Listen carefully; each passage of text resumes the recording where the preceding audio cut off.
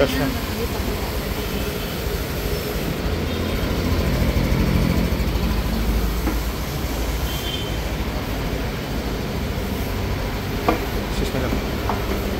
Wala ba, pagpalit mo na, dili pa na siya gatuyok.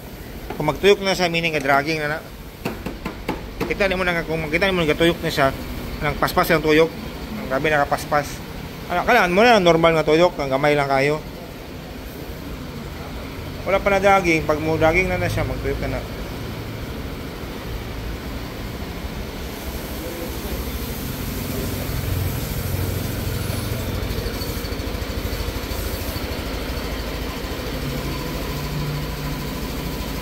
Okay lang kuan ba? Ang yung pagka-block. Ano yung delikado din yun? Kaya magkuhan siya, pagmas. Dapat makuting siya ba?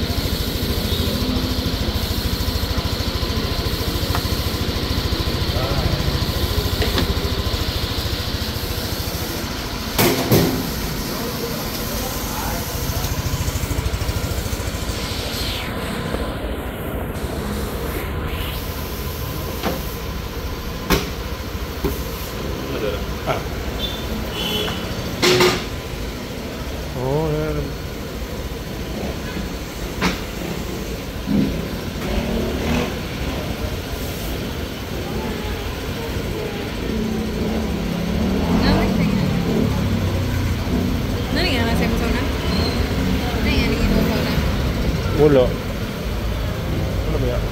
Tatuan na ito. Ay, pataod ba ko na lang? For registration. Oo, itong TV number. Para ticket. Kaya tama. Pag sa RTA.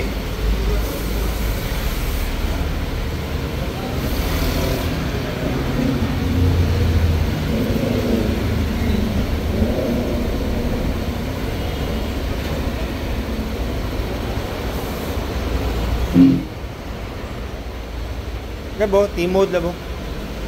Na-mode. Muna yung normal mode siya ba? O itong S-mode? Dua niya mode, touring o sports. Kana, touring. Muna yung normal lang, pang city. Pang sports na yun, muna kung mag-overtake ka. Overtake or masaka ka-pin. Masaka may ka-pin ba, nga nang murang pitin isa. Dagdag rin yung power. So, pag chip sa mode? Wala pala rin. Ano itong orange niya? Siya daw, irat eh. Ano yung maintenance? Orientation ba? Paano na kayo?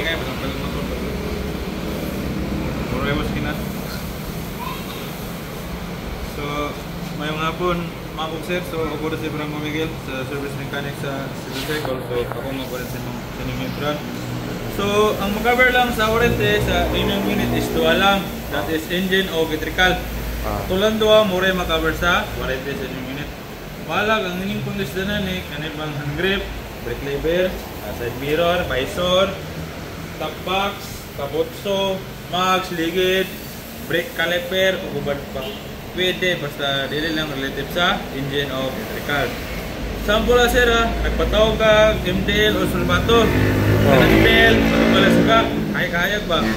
Then Surbato, dugang kasama lang. Para madungol ba? So, ang mobile lang, electrical part lang, feeling engine, different mo na lang duwang. Kung mapatawad mo to sir, make sure lang din na dili makadrin sa battery. Or worst scenario, masunod ka ang unit. Uri bantayan niyo. Especially ba ya, grabe kini kahit ka mo to. Oh. Uri bantayan niyo. So, inyong warranty period is until 1 year or 3,000 kilometer. Whichever comes first lang to. Kung nepo like 1 year or 12,000, so naman na warranty period. So, ang daga lang karon sila or ang break-in sa motor is 40 to 60. 40 to 60 lang sa karon dagan sa motor. Kaya nag-adjust na makina. So, ayun lang sa sagari kayo. Hindi lang. Pero ganing break-in period sila, hanto dira na sa inyong first PMS.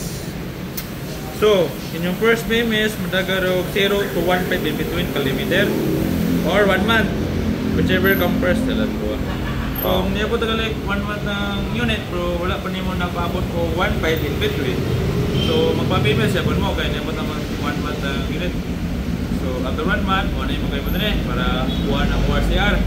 Sabi lang din sa ulan para mo sila lang para wala nyo naman ba. Ang libre ni Libor, ikan sa warranty. Kamu lang mag-provide sa engine oil o gear oil katulad ko. So pag umasa first PMS, pwede mo lapas sa dagat up to 100. Pwede, din ninyo sundan yung break-in period, eh, naman naman.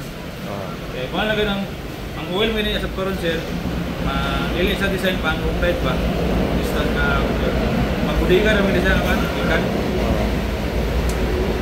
Pag kulay ito, kung oil, pwede na ka.